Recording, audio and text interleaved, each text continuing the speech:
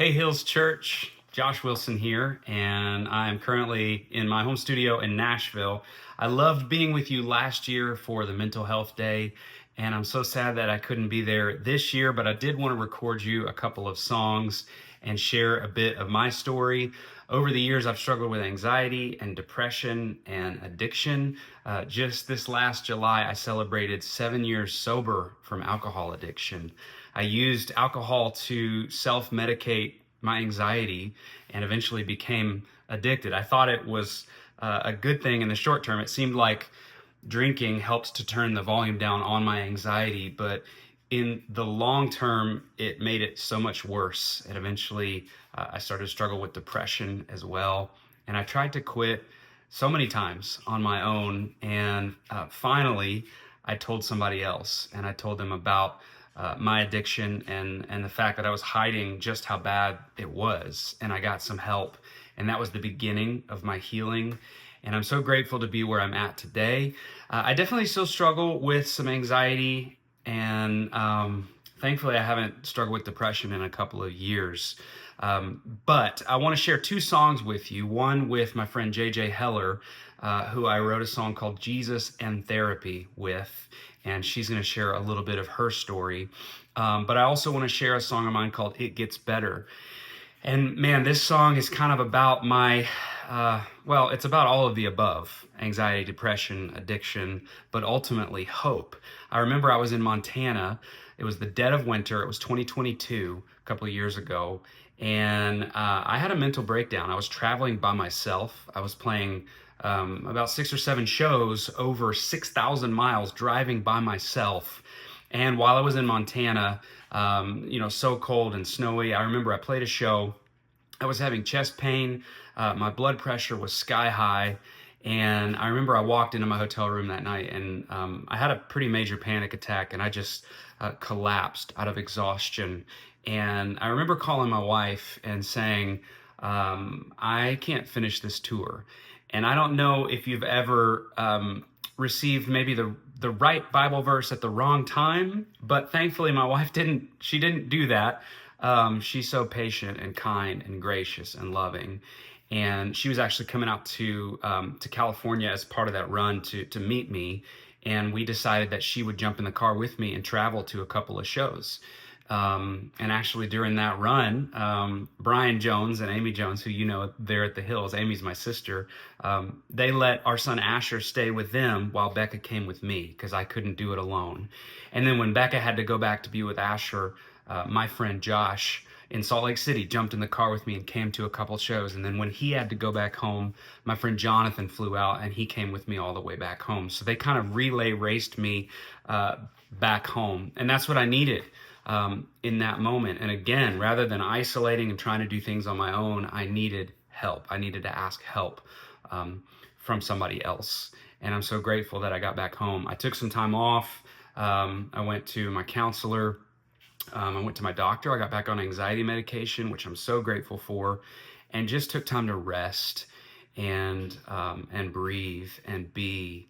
And after about 6 or 8 weeks of some time off, I started to slowly get back into work again and playing concerts and writing. And as the medication kind of helped level things out, and as the therapy helped as well, I'm grateful to say that I haven't had a panic attack in, goodness, over a year, maybe a year and a half. And any anxiety that I do have seems manageable, kind of like a normal level. But all of that came from getting help. And I just want to encourage you, if you haven't reached out for help for any of these things and things I haven't mentioned, none of us can do this alone. And there are resources here at the church today that you can lean into, people here who want to help you, whatever it is you're going through. So anyway, this song that I want to play for you, it talks about the fact that our struggles are real, and they're big, but God is bigger, and He's able to hold on to us during those struggles. It doesn't mean it's going to be easy, but Jesus has promised us He'll never leave us, never forsake us, and things will get better. You know, if not in this life, in the next. I believe that those of us who follow Jesus will see Him when all of this is over. Every sad thing will come untrue. Every tear will be wiped away. And so truly, in the end, whatever it is we're dealing with, things are going to get better. I love this quote, and I'll leave you with this before I play the song for you. It all works out in the end. If it hasn't worked out, it's just not the end.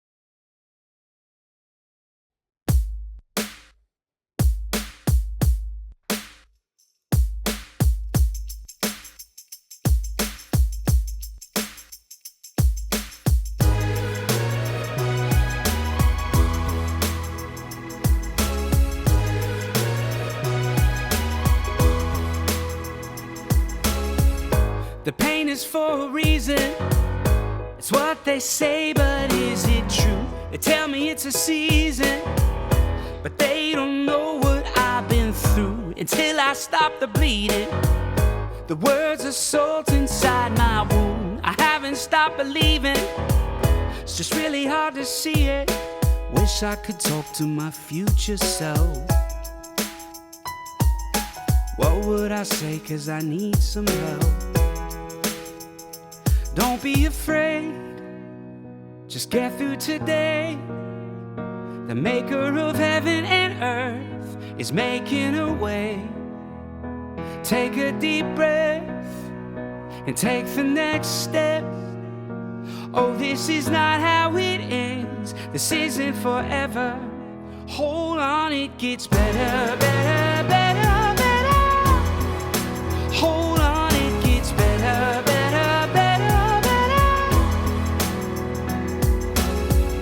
It's hard to see the sunrise in the middle of the midnight hour. You gotta wait sometimes until the world spins back around. I promise you it's shining. Oh, you just can't see it now. Keep watching the horizon. Just open up your eyes and don't be afraid. Just get through today. The maker of heaven and earth is making a way. Take a deep breath and take the next step. Oh, this is not how it ends. This isn't forever. Hold on, it gets better, better, better, better. Hold on, it gets better, better, better, better. It's only a matter of time till heaven splits open the sky.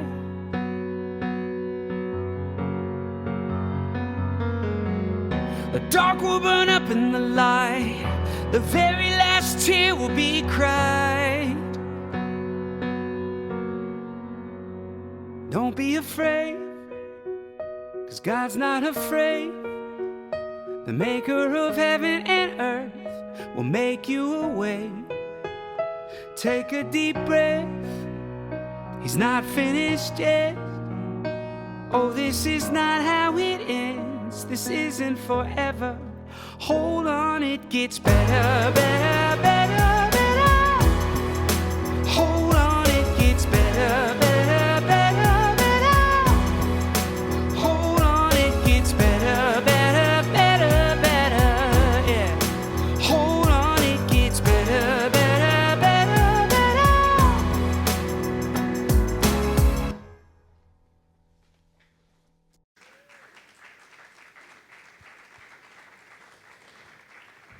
Hey, welcome to Mental Health Sunday. So glad you're here. My name is Brian Jones. I'm the pastor of the Hills Community Church, and this is Joanne Russell, and we are pausing. If you've been to the Hills, this is a very different Sunday than normal, and Joanne is actually a licensed marriage and family therapist. I'm going to say that several times today, so that was my first try, therapist, and Joanne is co-hosting with me because I am not a mental health expert, but she is. And so, Joanne, talk to us about why is mental health important? Yeah, how did we get to this place? How did we get to a place where we're in a mental health crisis, if you will? We're in this space where anxiety is part of our daily language, where depression is normal, where many of us either come from broken families or we are a broken family. How did we get to this place? And the factors that have led into this are wide and complex, but some of them are the stigma around mental health, which we are getting better at. And honestly, God doesn't waste pain. We can thank God for COVID-19. It weakened the stigma around mental health and mental wellness. But then we look at other factors like our pace of life. We look at the economic and social pressure that we all face. We look at our news feed that's filled with messages of war and political unrest and health pandemics. Then you add to that trauma, and it all adds up and it breaks us down. And if you think of your brain like a busy, large city, and then when the city gets locked up with traffic or there's a power outage, we have problems in the city. Well, our brains are kind of like that. We have these pathways, and when our brains get jammed up with all the things that I just mentioned, our brains don't work as fluidly. And so, thus, this is what happens. I've got some stats for us. So what happens is, and what we found from the CDC is 23% of adults have experienced mental illness in just 2024 alone. 1 out of 5 teens have had major depression episodes this year. That breaks my heart, 1 in 5. We see 12 million people have reported thoughts of suicide in just the last year alone. And then finishing that up with rising anxiety levels have increased at a rate of 49% this year in adults. So that's where we find ourselves in this day. Yeah, and so that's why we're here.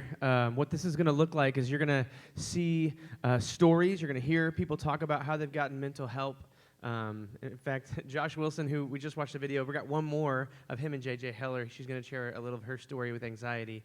And he was supposed to be here with us this week, but he had some family issues. His father-in-law had open heart surgery, among other things, that just kept him from coming. And so we've got some local artists, including Josh's sister, who is my wife, Amy. Is going to sing one of Josh's songs in a second, so she's going to come up. And then when Amy's done with that song, we're actually going to get to do an emotional fitness exercise with Dr. Matthew Jarvin. And yeah, we're really excited about that. So Matt's going to come up as soon as Amy sings this song. So that'll be the next thing. So come on up, guys. There's a lot going on, and so we appreciate your patience as we shuffle people up and down. We'll have stories. We'll have songs. We'll have a whole panel of therapists. And in fact, do we have the graphic where they can text their questions to a therapist? Do we have that graphic? We had it last week. So it may be in there somewhere. So at some point during the next transition, I'll hopefully be able to show you a graphic that you can just snap a QR code and submit your questions. So for now, take it away, Amy. So my big brother wrote this song, and it's really special. I've watched him fight for years through depression and anxiety, and he writes all of his songs from such a place of experience, and he's just very authentic in what he writes. And this song is really special to me as someone who also struggles with bouts of depression, sometimes situational and sometimes just out of the blue, but always a struggle. And this is always the song that maybe next time I'm struggling, you can sing it to me because it's what I need to hear in the low place.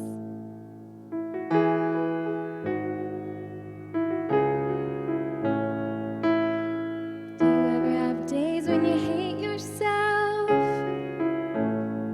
When you tried it all, but nothing helps. And you just can't pray the pain away. And you wonder if you just need more faith, or God might move on to someone else. If you feel that way, let's get a few things straight. 1, God's not mad at you. 2, you are not a burden. 3, there is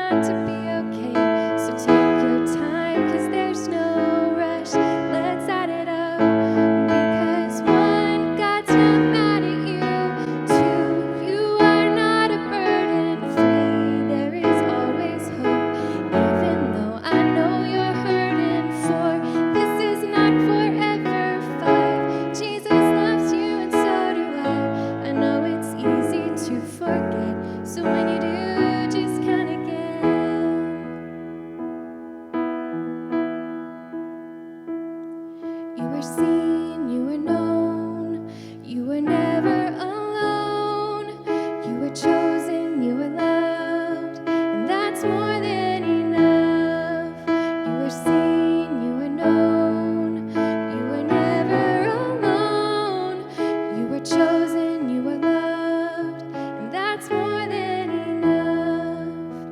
One, God's not mad at you. Two, you are not a burden. Three, there is always hope, even though I know you're hurting. Four, this is not forever. Five, Jesus loves you and so do I. I know it's easy to forget, so when you do, just count again.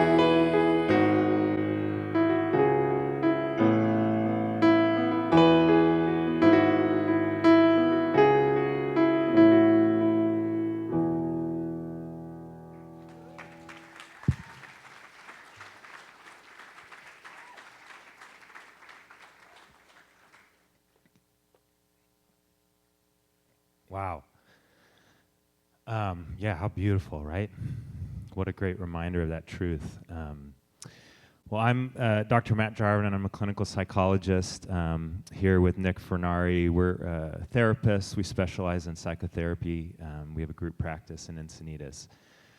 But our passion is really that truth.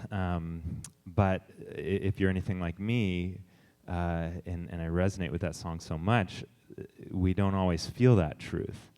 And we need reminders of ways for that truth to get seated deep into our hearts, deep into our feelings, so that our feelings can line up with that truth. And as Joanne mentioned, the amount of stressors and burdens and challenges that we face in this world is really unmatched. And those things trigger a load of feelings from the current, they trigger a load of feelings from the past, from our family of origin, all these different things. And it can just be really difficult to navigate all the things that come up and how to just process those things emotionally well. So our passion is to just give those resources to the public, is to just let people know, here's what it means to be emotionally healthy, and here's how you do it. Because there's a lot of information out there about physical health and how you're supposed to move when you squat and different things so that your knee doesn't hurt. But where's the information out there about emotional health and how you can do it well? So I'm going to guide you through just a quick experiential exercise. So begin to tune into yourself, and I'm just going to walk you through one quick way of connecting with your emotions, and we're going to do it together as a group. So you'll have a little resource on how to process your emotions in just a bite-sized way, okay?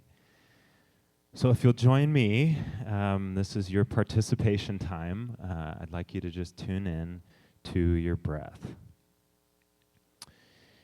And just notice, right, what happens as you begin to tune into your breath and as you tune into your body. And we're just going to do 5 reps of in and out, in and out. And you can just go ahead and keep doing it.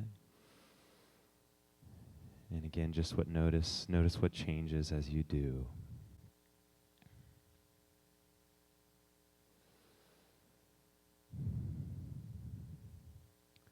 So you'll begin to notice sensations in your body. You'll begin to notice your nervous system.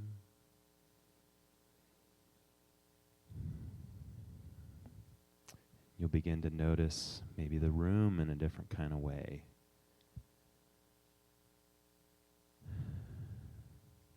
You might start hearing things that you didn't notice about the room. You might sense the people around you in a different kind of way, and this is all what happens when we get in touch with our breathing and when we get in touch with our emotions. Okay, last breath.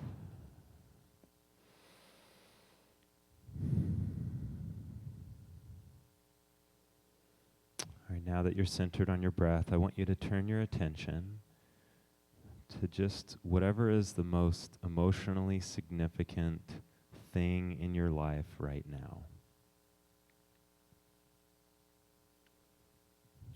Just doesn't have to be perfect. It can be any one. Just one thing that you've had feelings about that's affected your heart in some kind of way. Just see if you can bring that to your mind. Maybe it's a family member who's struggling. Maybe it's a way in which you've been struggling. Maybe it's something going on in your community or in the Just bring one thing to mind.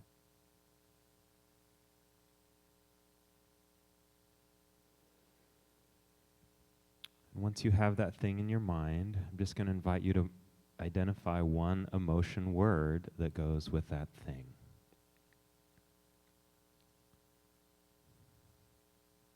So maybe it's sad. Maybe it's fear. Maybe it's something that's been making you angry. So just identify one emotion word and just see what happens inside as you identify and name just that one emotion word.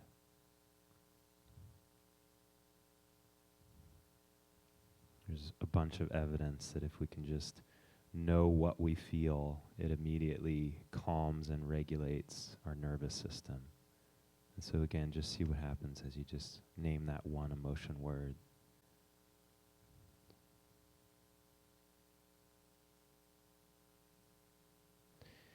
And now what I'm going to invite you to do is just, if you're comfortable, if you're brave enough, I'd like you to just say that emotion word out loud and just see what happens together in this community as you just say that emotion word out loud. Okay, so go ahead. If anybody feels comfortable, just say the word that was on your mind loud enough for us to hear. Regret, unsafe, tired, confused, disappointed, worried, unheard, anxious, overwhelmed, not important. And just notice what happens when people say these words, and oftentimes it resonates somewhere within you. Right? Oh yeah, I feel that way. Oh yeah, I've felt that way. Oh yeah, I know what that's like. Right? So just anybody else, one or two more. Fear. Thank you. Anybody else feel afraid sometimes?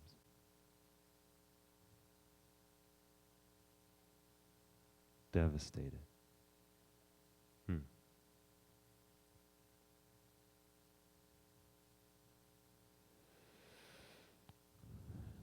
So a key thing about our emotions is not only seeing what they're about, naming them, but being able to just share them with those around us.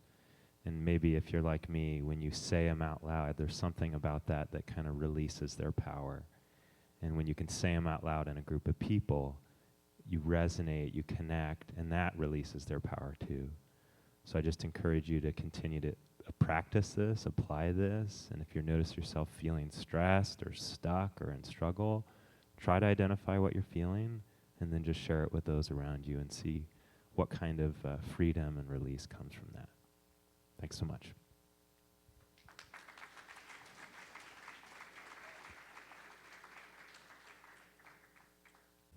Thank you, Dr. Matt. Does anybody call you that, Dr. Matt? I like that. Awesome. Well, start us off. Yeah. So it is such a joy to welcome this next couple on stage.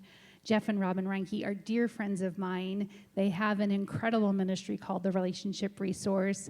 I use their curriculum in my private practice to lead group therapy, and I can't say enough good things about them. And they have an important message to share today. And what I want to highlight about this message is that it is normal to have trouble in your marriage. It is normal. Iron sharpens iron. And when we think about that, that sounds like we get strengthened by one another. And there's a visual that sparks fly. Iron sharpens iron. And then secondly, I want you to know that the marriages that struggle and overcome are the strongest marriages. They are so much more rich and satisfying than the marriages that avoid conflict, that just go along side by side. The marriages that face their pain and name it and work through it, those are the strong marriages. Yeah, and one thing that I love about Jeff and Robin is that because of the things that they've been willing to wrestle with and struggle through, there's an amazing ministry that has come out of that. And you can actually go outside. When you turn right, the first table you're going to hit is the Relationship Resource, which is an organization started by Jeff and Robin. And because of the things that they've wrestled with and been through, amazing things are happening that are helping people, just like what Joanne said with her classes. And even people in our church, we've been through their group, and Amy and I have been through their intensive with them. They have a marriage intensive. Want to highly recommend. Please reach out to them. So let's give it up for Jeff and Robin Rinke. Come on over here, guys.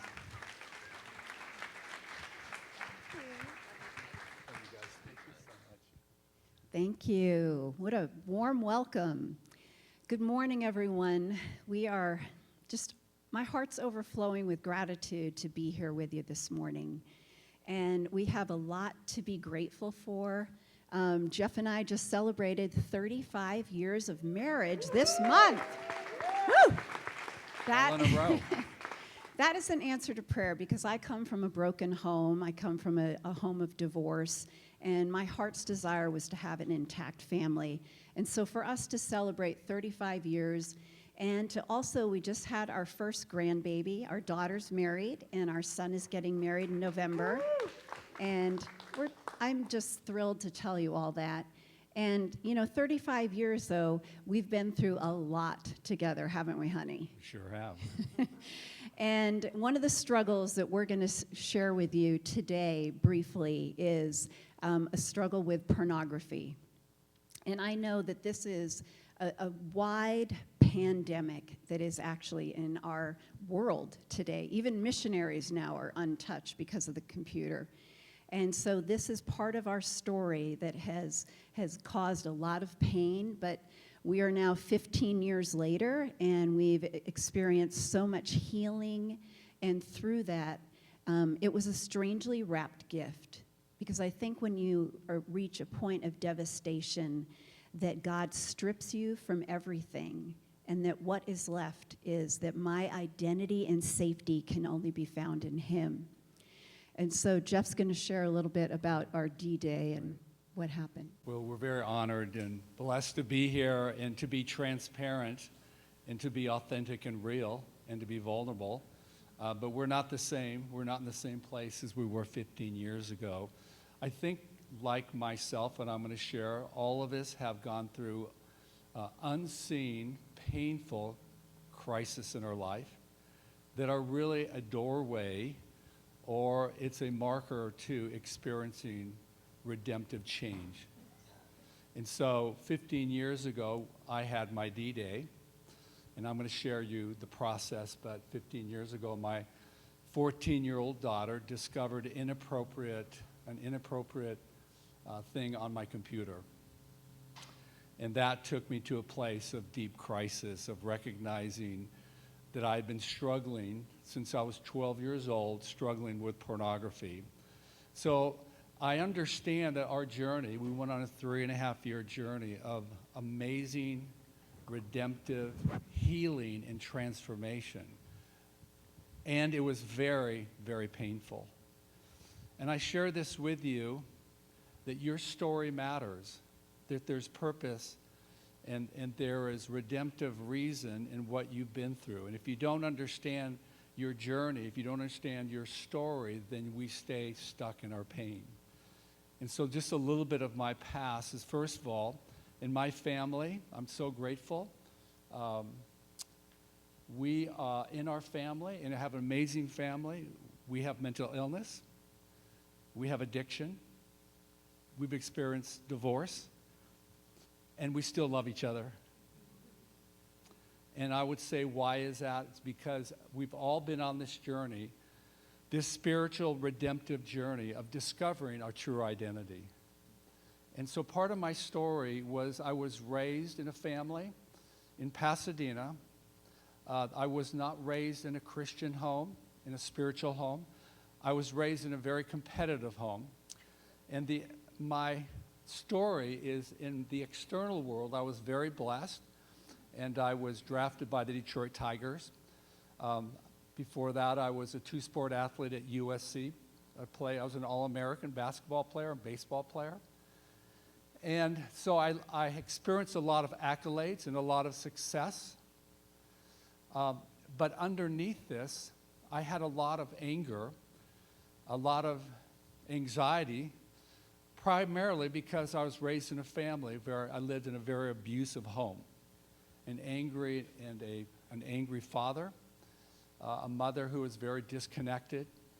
And then when I was 12 years old, my father exposed pornography to me. Now I realize as I share this with you, even as I'm sharing this with you, I can feel that emotionally. Even though that was 50 years ago, I'm not the same person. Those emotions and those feelings are so real. And as I'm being vulnerable and honest with you, I know I'm not alone here. Not just that there's others of you that have maybe struggled with pornography or been exposed, but all of us have been through crisis in our life. We've been through a lot of pain. And we're going to share with you our journey for just a moment, but I want to give you hope.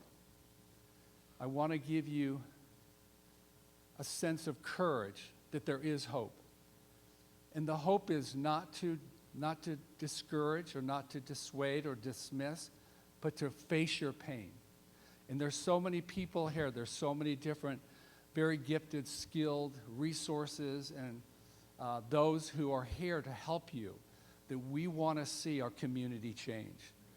And just to say this last thing is because of our own pain, of our own brokenness, and our own story, we've seen thousands and thousands of people who by creating a safe environment, safe place of coming into our ministry, and we've seen so many people face their pain, coming to the end of themselves and starting a brand new life. Yeah, I think one of our life verses is 2 Corinthians 1:3. With the comfort we receive, we comfort others. And I know on that D-Day that I felt alone, unsafe, devalued, and abandoned, really. And so being in this field, I am a licensed marriage family therapist and a co-director of a center.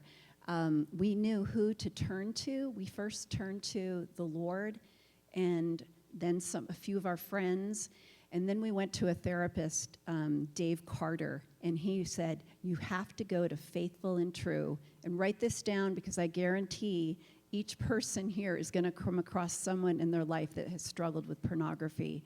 It's faithfulandtrue.com, and Jeff went to the men's journey, and I went to the women's journey, and then they had a couples journey, and it was in Minneapolis, and we experienced such huge breakthroughs. And it's something that I feel like the Lord used to take us to the bottom and empty us out to fill us back up with whose we really are. Mm-hmm. And I learned that I am God's beloved, that no matter what was happening with Jeff, that I am safe and loved no matter what. And so we want to encourage you because I know this is such a widespread pandemic. In fact, the fastest growing group in pornography is young women ages 18 to 25. So if you yourself are struggling with that, or if you know of someone, there is hope. And I would say, we just went up to Mammoth to celebrate our 35th wedding anniversary. We are best friends. We're still growing. Conflict is inevitable. You know, you've got male-female differences. He's an intense, driven coach, professional athlete, and I'm not. And so that can create some conflict, the way we see things. And so God still brings us to the end of ourselves to learn how to resolve things in a healthy way. But I just want to encourage you, you are not alone, and that there is help out there and there's resources. So thank you all for showing up today, and we just pray a blessing over each one of you filled with lots of hope and healing. All right, God bless you. Thank you so much.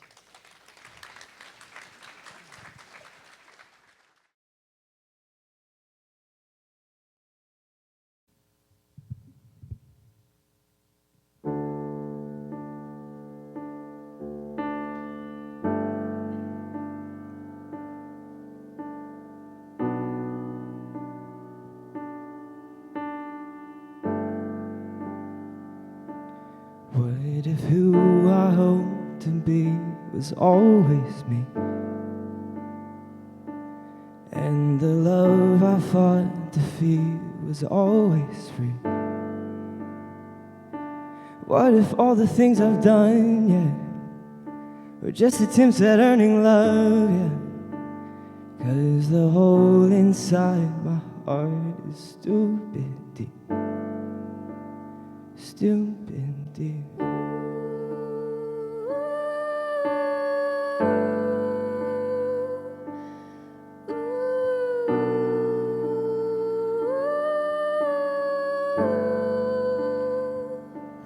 What if where I've tried to go was always here,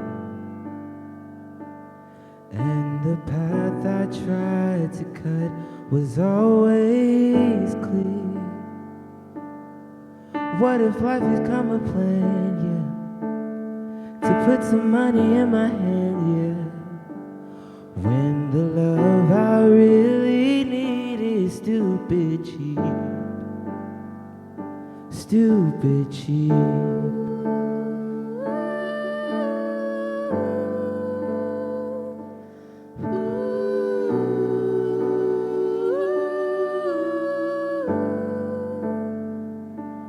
What if who I hoped to be was always me,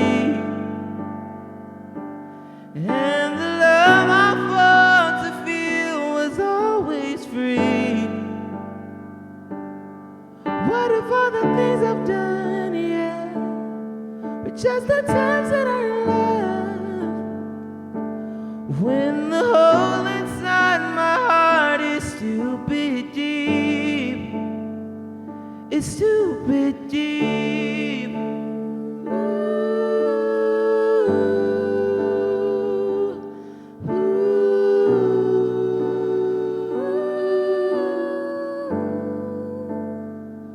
We want more than this world's got to offer. We want more than this world's got to offer. We want more than the wars of our fathers, and everything inside screams for second life. We were meant to live for so much more. Or have we lost ourselves? Somewhere we live inside. Somewhere we live inside. We were meant to live for so much more. Or have we lost ourselves? Somewhere we live inside. Somewhere we live inside.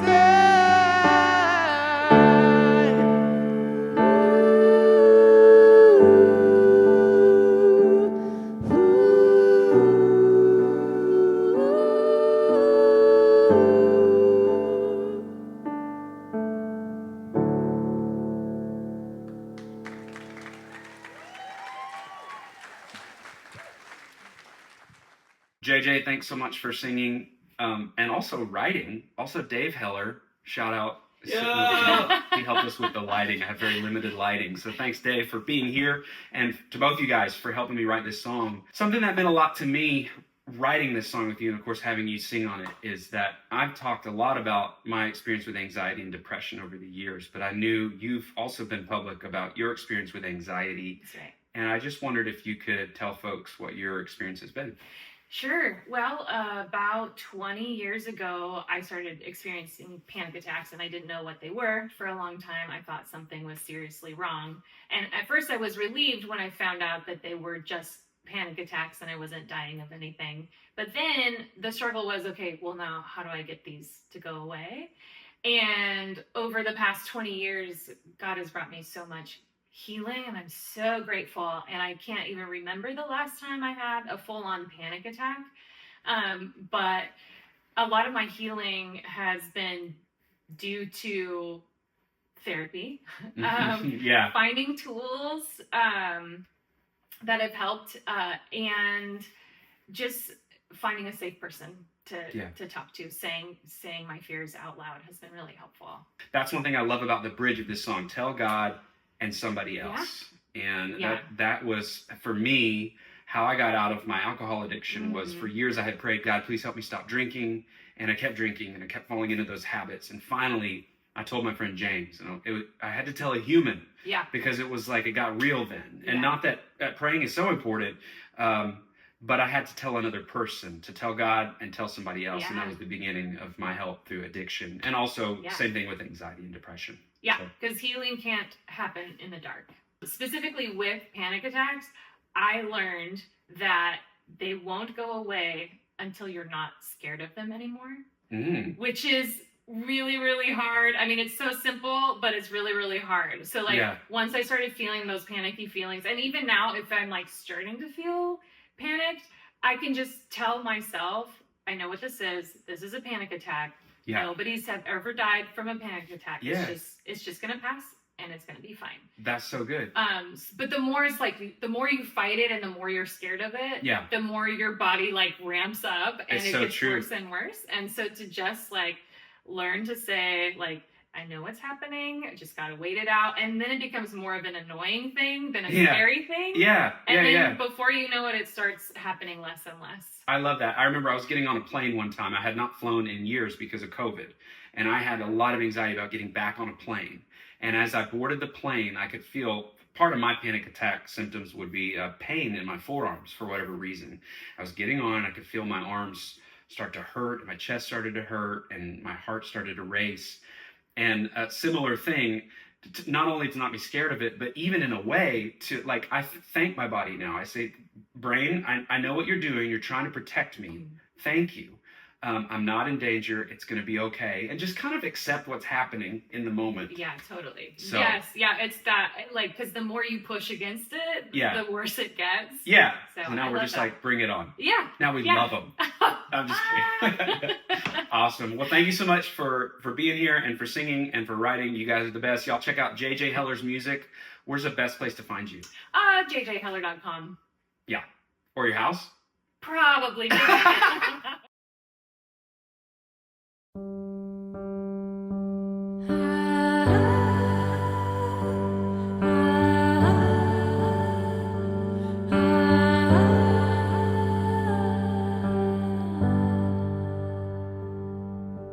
Jesus in therapy, Jesus in therapy. The last few years for me have been Jesus in therapy. I'm not afraid to say that I am not okay. I need help. I'm so tired of keeping secrets. I need someone else to hear this.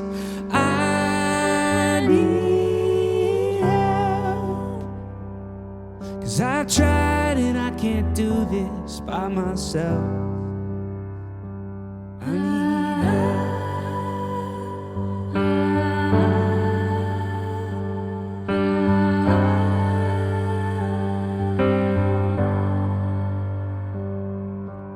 Maybe it's bravery to feel the anxiety and let myself finally speak what's inside of me.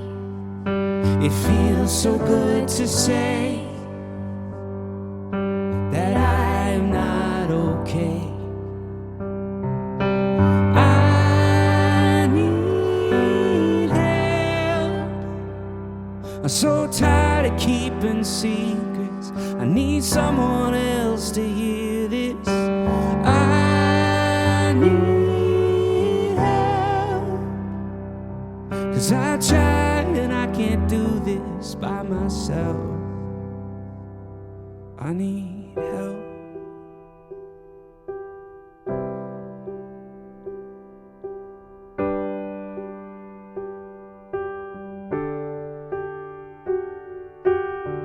Tell God and somebody else. Tell God and somebody else. Tell God and somebody else. Tell God and somebody else. Tell God and somebody else. Tell God and somebody else. Tell God and somebody else. Tell God and somebody else. Tell God and somebody else. Tell God and somebody else. Tell God and somebody else. Tell God and somebody else. Tell God and somebody else. Tell God and somebody else. Tell God and somebody else. There is hope to be found. There is help here and now. There is hope to be found. There is help here and now.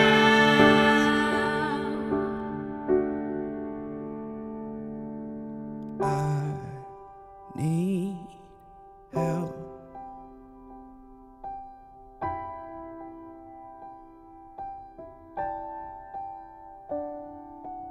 I need help. I'm finally being honest with myself. I need help.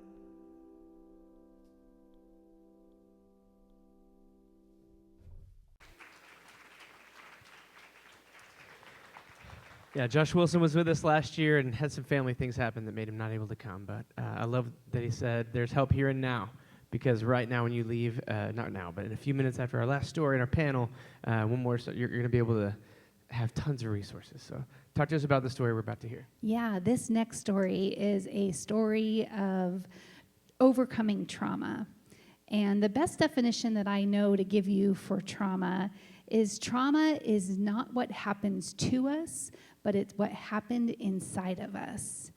And if you think of trauma, if you think of your body like a sponge, our bodies soak up all of our lived experiences.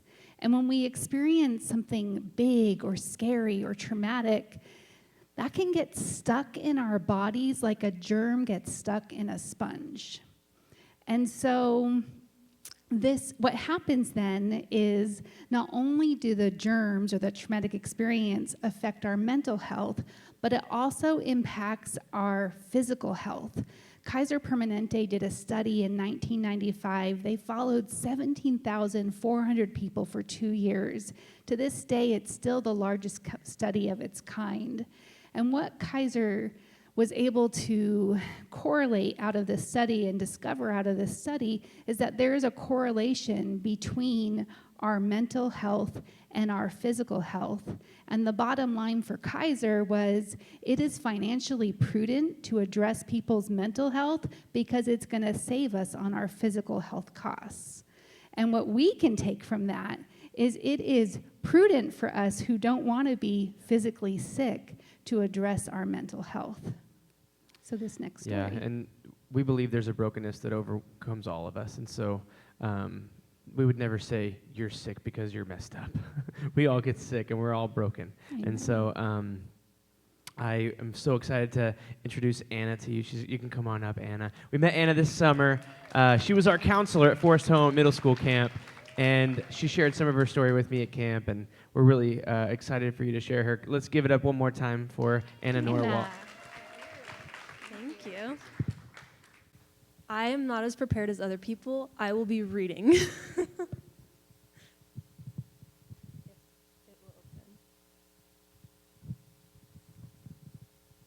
All right. Hi, my name is Anna, and this is part of my mental health journey. To describe my lowest place in life that I've had mental health struggles, I would need to point to a couple different stages. 14, 18, 22 through 24 were some of the hardest years of my life so far. At 14, I was introduced to my fear of men when an incident happened, and this caused self-harm, depression, suicidal thoughts, and more. At 18, only a week before graduation, I dropped out of my school. Shortly after, I got dumped by my high school boyfriend and was diagnosed with epilepsy after having my second grand mal seizure. That, mixed with starting seizure medication for the first time, led to a very painful year. 18 was when I decided that if my best was not good enough, then I wasn't going to try anymore. I started on a track that I never thought I'd go down, all while seizing and depressed and anxious on medication. And at the age of 22, I was sexually assaulted by a boy I was dating. It was handled in one of the worst ways that I could have imagined. I had to work with him for months after and was harassed the whole time. When I brought it to my employer's attention that we really needed to have a real sit down about it, I was asked all the questions you're not supposed to be asked. Are you sure you said no? Are you sure you meant it? Are you sure your body wasn't saying yes? My body finally gave way to the stress it had been put through, and after almost 2.5 years of not seizing, I started seizing again as a result of the assault. About 1.5 years later, I was talking to my married friend Sally, asking for dating advice. I said, Sally, what is something that I should look for in a guy? And she said, someone who's willing to work through their stuff in therapy. To which I replied, does that mean that I have to go to therapy too? And she took that way more seriously than I intended her to. That very nonchalant conversation that I thought we were having about boys turned into a deep discussion. And by the end of the talk, she had given me a number to call and did the classic, it's not your fault. And I was like, I know. Shut up, I need to go to work. So I went to work, and I was not feeling very well. I wasn't really expecting to open up about the assault to her, so I was like, yeah, we can talk, and then I'll go to work. It wasn't a good idea. So I got to work, and my coworker was like, you don't look very good. And I was like, yeah, I don't really feel very good. And he's like, well, you're probably hungry. You should just, order some Chipotle. So I ordered Chipotle. Got it door-dashed to Jamba Juice because that's what you do. And I ordered chips with it because that's, the best part of Chipotle. And some of you already see where the story's going. And it gets to me from the door-dasher, there's no chips. And I called Chipotle. And I was like, this is so awkward. You guys missed chips in my bag. Can I get some chips? And they were like, no. I was like, I'm so sorry, can I please get chips? I'm not mad. We're good. I just want chips. And she was like, no, I'm so sorry. We'll give you a voucher. You can get free chips next time. And I was like, I don't want a voucher. I just want chips. And she's like, we'll give you a free entree next time. And I was like, no. I don't want a free entree. I want my chips. Thank you so much for your time. I value you. And it was then, while I was crying in the walk-in refrigerator at Jamba Juice, that I realized I wasn't crying about chips.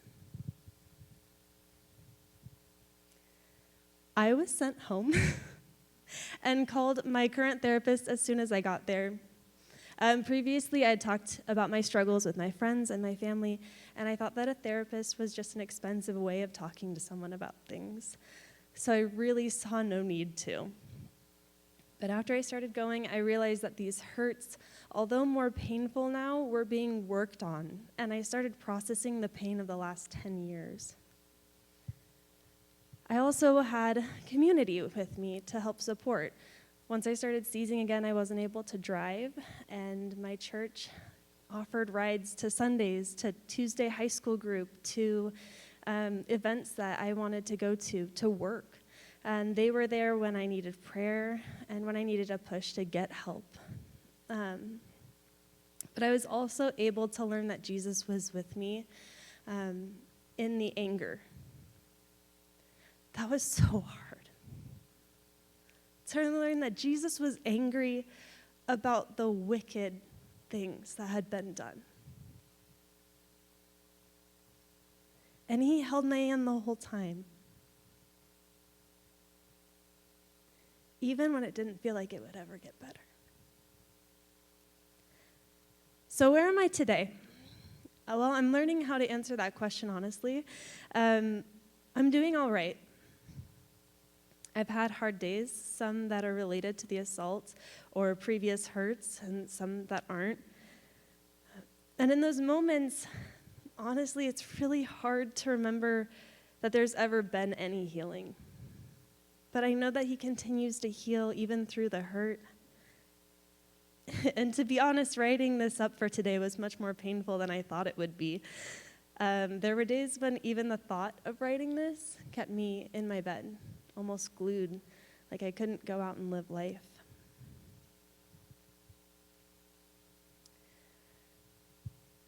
But I have a community who checks in on me and supports me in my weaknesses, and a friend who can relate and hold me up when I'm not strong enough to hold myself up.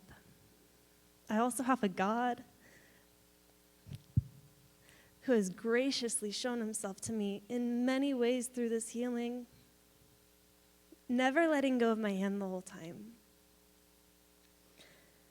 Today, I am nearing 1 year seizure-free, and I credit most of that to going to therapy.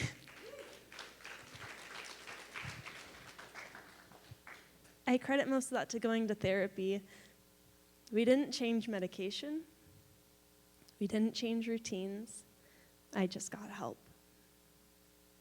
And it did help, even though it hurts in new ways now.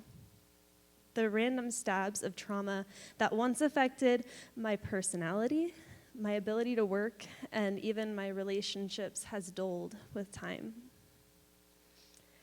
If I could give advice to someone who's been through something similar, here's what I would say. Get help. I'm sure you've heard it before, and you probably don't want to hear it again, but I'll say it again, get help. It took multiple people telling me for 10 years that I needed therapy for me to go. So if I can be one of those many voices for you, I want to be.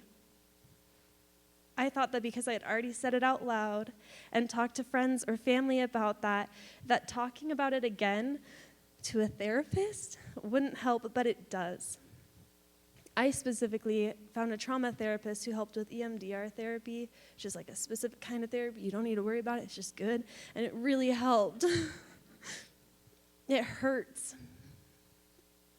And it will hurt more before it gets better. But I promise it's better to go now than to wait 10 years. There are so many things that I did because of the trauma at 14 that have hurt me more because I didn't get good help when it first happened. It will be uncomfortable, and you'll have days where you don't want to get out of bed, and that's why you need community. Have a friend who knows when you're going to therapy. Say, I'm going on Thursdays at 4 o'clock, and I get out at 5, and have that person text you. And you can say, I don't want to hear from you. But on the days that you really need them, they know that they can come over, and they know when to come over. Like Brian had mentioned, I met these folks here at Forest Home this year, and I was working there for the first time at a camp setting since the assault. The summer was great. I really loved having you guys. Your kids are great. But overall, for the first time being back at camp, it was excruciating. The summer was really painful. And there were a lot of moments of feeling far away from God, feeling numb, feeling overwhelmed by God's presence even, in good ways, that were just crying. And I want to share one of those with you because it's been very helpful in my journey of healing. I had this wonderful pastor who came up to me, or didn't come up to me, but he was speaking during the 4th of July week. And I had gotten all the way to Thursday without crying. And I was like, wow, I think I might not be traumatized anymore. I think I'm healed. I think it's all better now. And Thursday came, and camp ends on Friday, just for like reference. So I was like, okay, sick kids leave tomorrow. I've made one whole week without having a panic attack or without crying. This is fantastic. And he started talking about bitterness and anger. And I started crying. He was like, well, when you're angry and you hold on to it, it creates bitterness and resentment, and you start holding on to this baggage, and you have to drag it with you as you go into the next place of life, and you can't let go of it, but you need to. And I just thought, man, how could you tell me that I can't be mad? That was wicked. And so I came up to him afterwards, and I was like, I don't want to be angry, but it's so deeply clawed into me. I can't let go of it. It's stuck. And this very sweet man came up and he cried with me. And he said, I'm so sorry.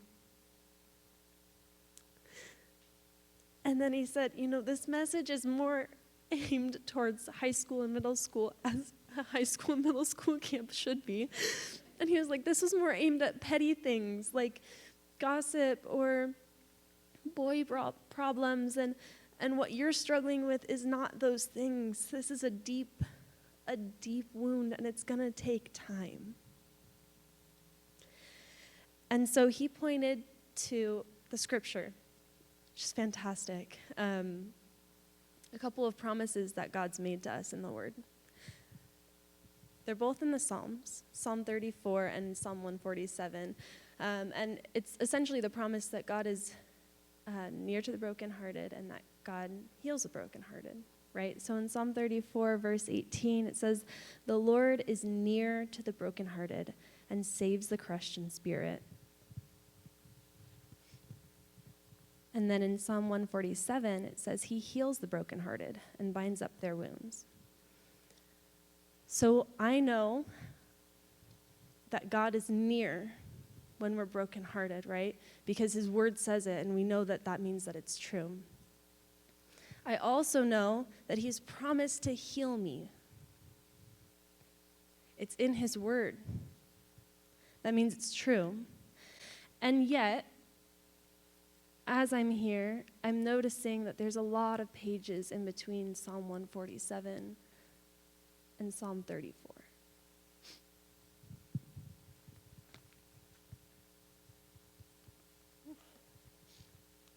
This whole in-between stage. And right now, that's where I'm living. I'm living in this in-between stage. I have the hope of Psalm 147, knowing that he's going to heal me, while also knowing that he's with me. He's close. He's not leaving. And in between all of these, have a lot of psalms of rejoicing, a lot of psalms of sorrow and of hurt, of triumph, of anguish, almost every emotion you could think of.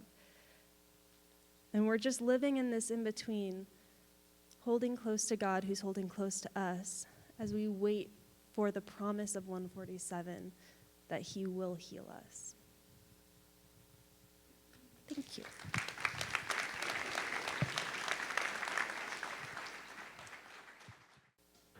Thank you so much, Anna. Man, I hope you were inspired, because I know I was. And we're bringing up our panel right now to answer your questions. You still have time if you want to submit a question. Hopefully I'll see it. I hope that whatever you've been through, that at some point you get an opportunity to share like that, because it's powerful and it's going to help. So we're going to put, here we go. Come sit by me, Kathy. Kathy, we got Matt, we got Jeff and Robin. Awesome. I'm going to introduce Kathy because we haven't introduced her yet. Last year, Kathy shared her story of battling bipolar and the ups and the downs of that. And she's actually a therapist and a school counselor. And so I'm going to ask Kathy, I'm going to ask you our first question. So as someone who's been brave and shared your story just like this, she was one of our stories last year, why don't people feel comfortable talking about their own mental health issues? You know, I think it's sad that even in this day and age, and after Joanne shared all those statistics and hearing the stories, people still feel like people will look at them if they really knew what I was struggling with, and that stigma that comes with mental health issues. And so I stood in front of 400 middle school 7th graders and said, I'm bipolar. And kids are like, what's bipolar? And I said, you know when you hear somebody say, that person's crazy, they must be bipolar. And they're like, oh, I've heard that. And I said, that's your counselor. And then I said, I'm not really the super crazy, but I am crazy. But I think being able to fear that people will look at you differently because you're being honest about pain. Wow. That's profound. Thank you for sharing that. All right. Next question. I'm going to ask Matt right next to you. Kathy, you can just hand it over. Matt, this is a good question for you, leading Emotion Fit. Why do emotions matter? Isn't it just about Jesus? Why do we need to think about emotions? Why does it matter to be emotionally healthy? Yeah, thanks, Brian. So a big orienting passage for me is the parable of the sower. Maybe you know it. Basically, Jesus tells this parable about someone who goes and they throw seed, and they throw seed, and some of it grows, and some of it falls on rocky ground, and some of it falls on thorny ground, and then in those situations, the seed doesn't grow and bear fruit. And as somebody who was dealing with my own difficulties with hearing the good news and having that bear fruit, dealing with my own anxiety and struggles and seeing all these things, praying all these things, but not always having it land, that verse really just popped out to me and said, oh my goodness, maybe there's something going on with my soil. And as you know, Anna beautifully shared, sometimes it takes some work on our soil, some work on our hearts, some work on our emotions and the traumatic things that we've gone through that have triggered really strong emotions, anger, sadness, grief, things that are stuck, you know, and they're stuck inside and we can't let them go. And then they're creating symptoms. They're creating anxiety. They're creating depression. They're creating panic attacks. They're creating seizures. You know, they're creating any number of things when these emotions become trapped in our body and we can't just feel our way through them and let them go. And unfortunately, in the church, there can be this idea of, you know, well, God's got it, and just pray about that and just give it to God.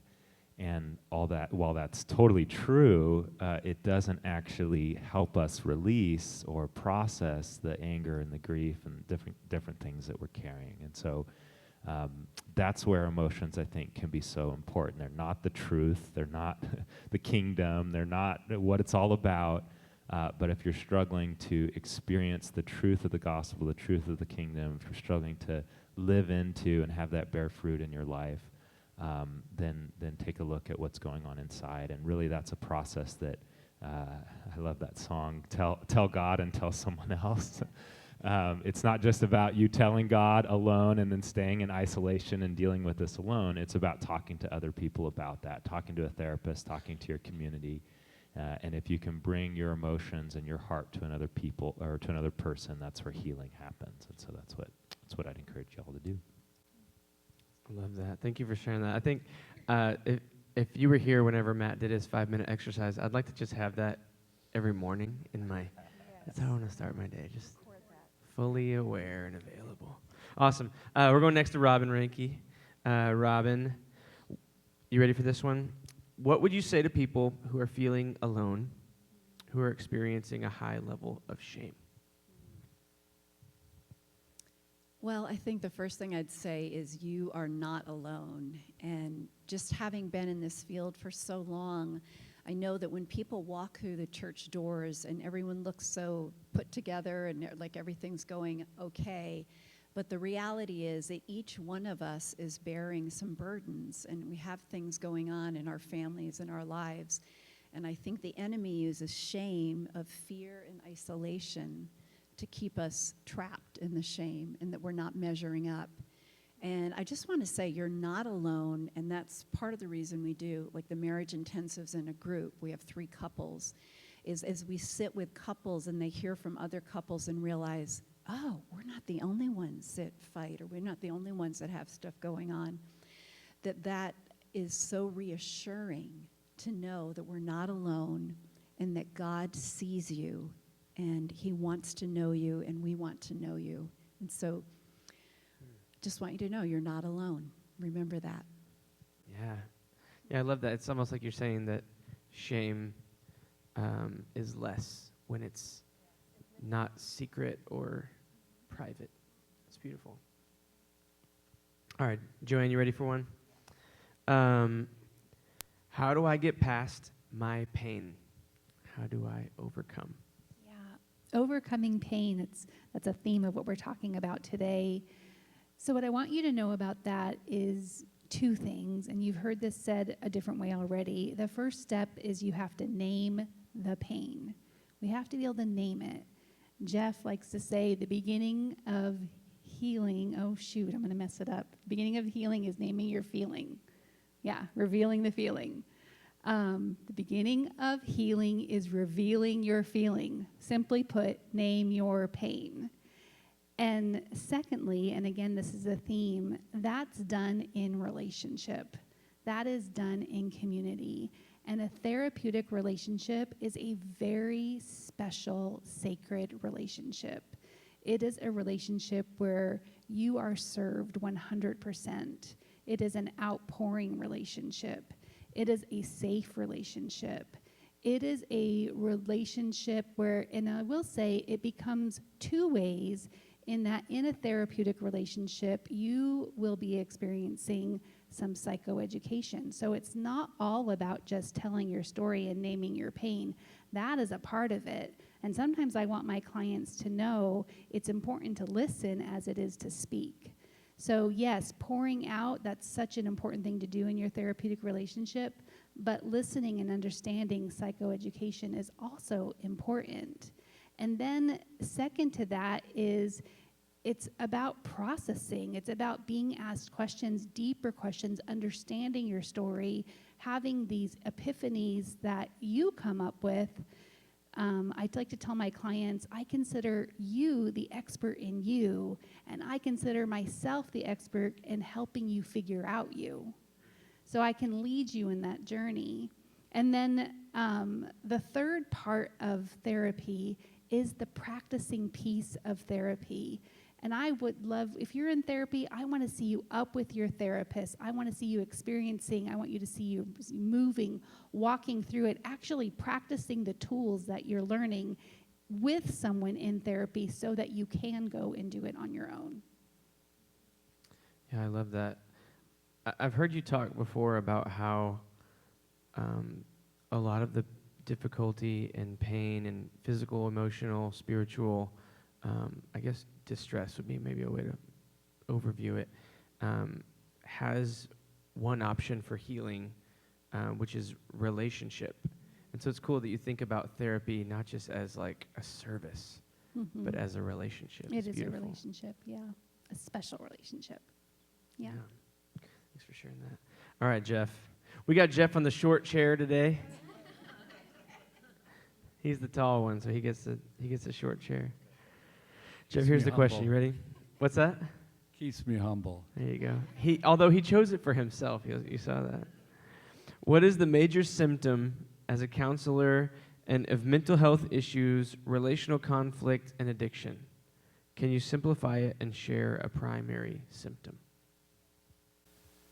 First of all, I want to say thank you for having us here. It's very extraordinarily unique that we're at a church discussing mental health.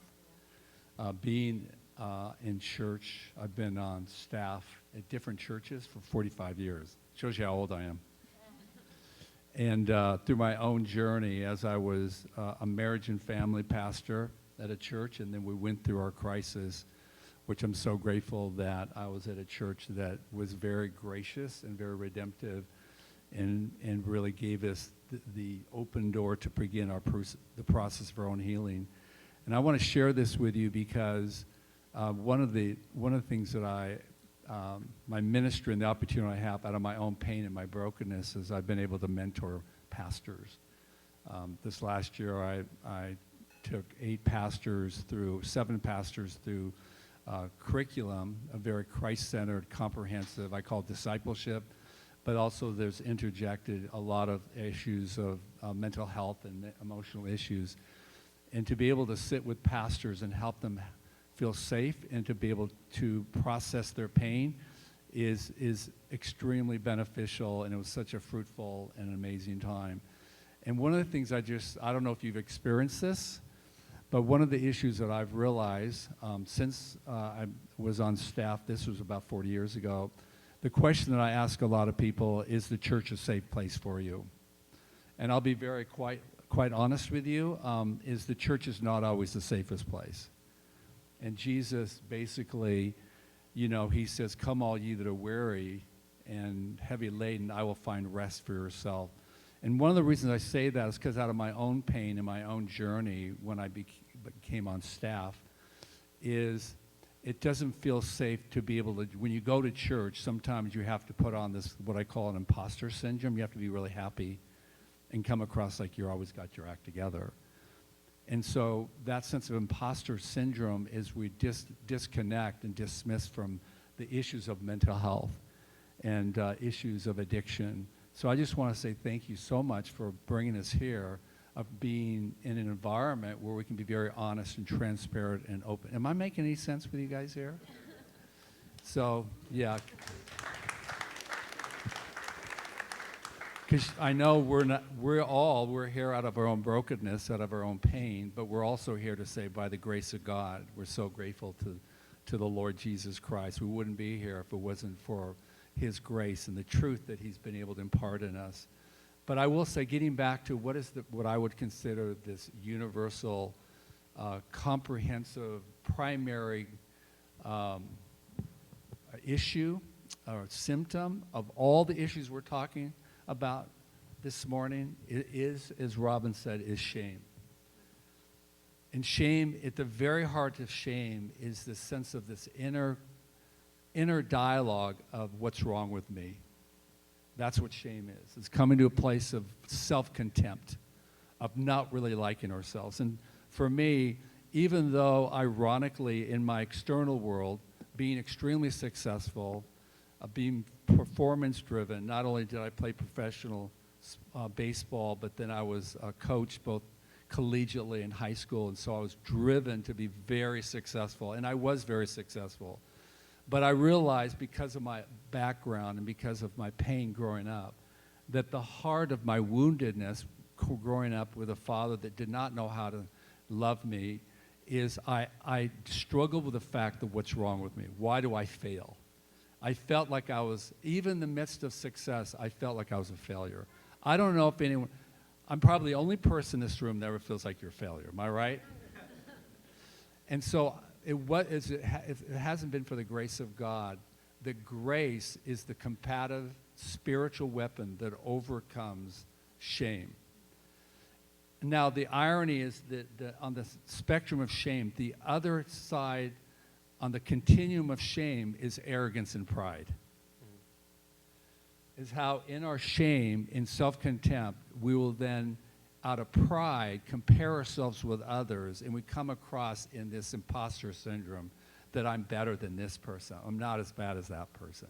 And I want you to know that's part of our wounded, self-centered humanity.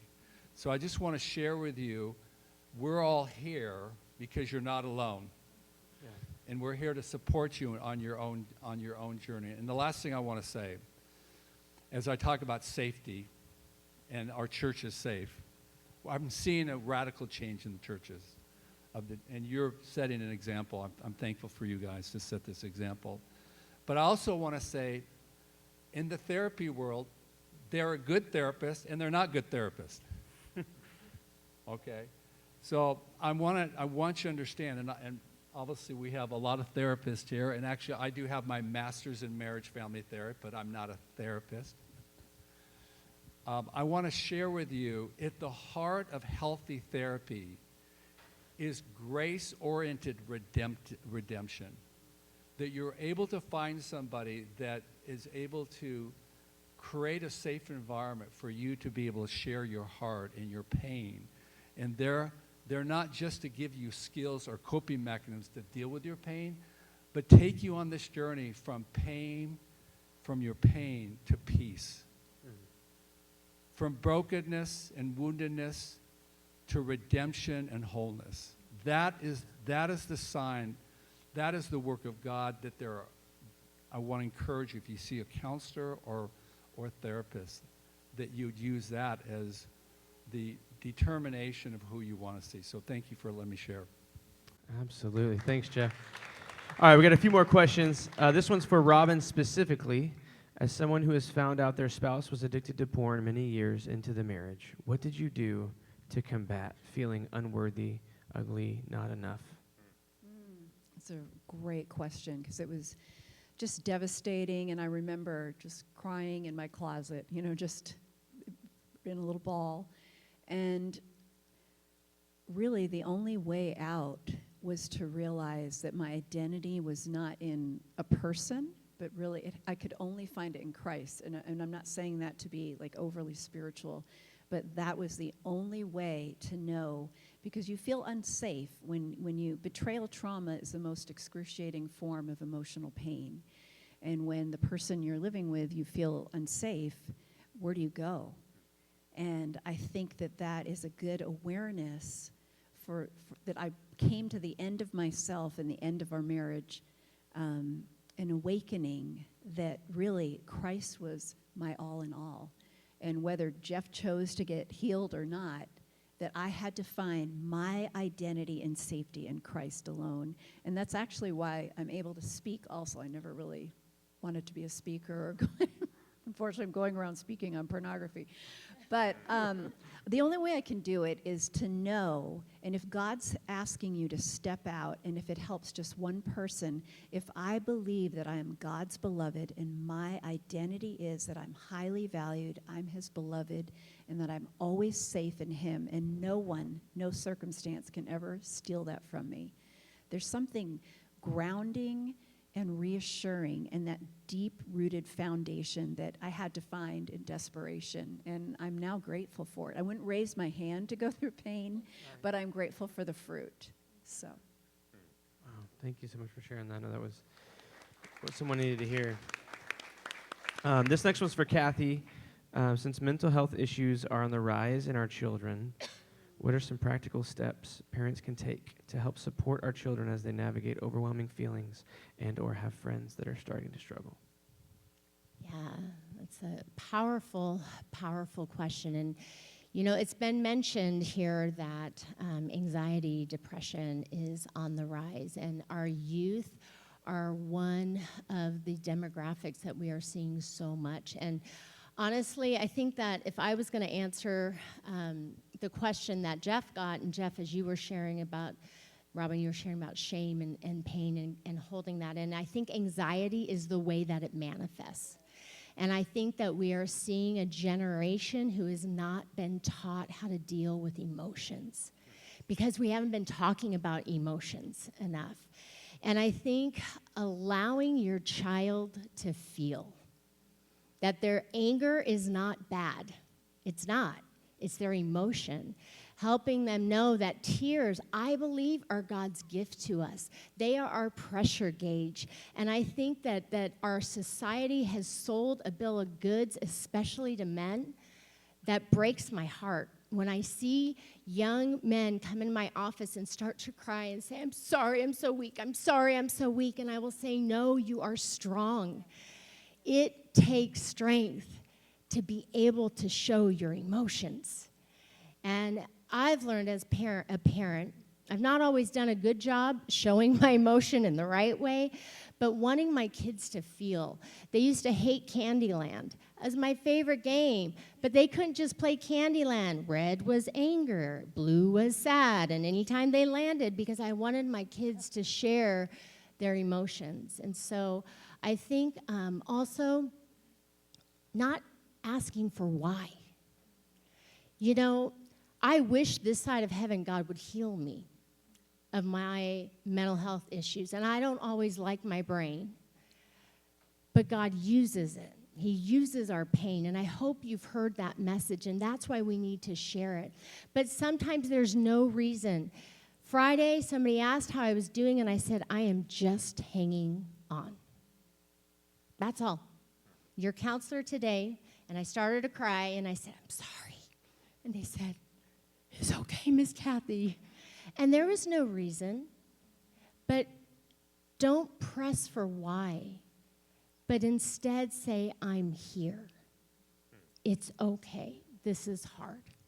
And I think when we can allow our neighbors, our friends, our children, our little ones, the teenager who's being a snot to you at Chipotle, whoever, just to say, must be tough today.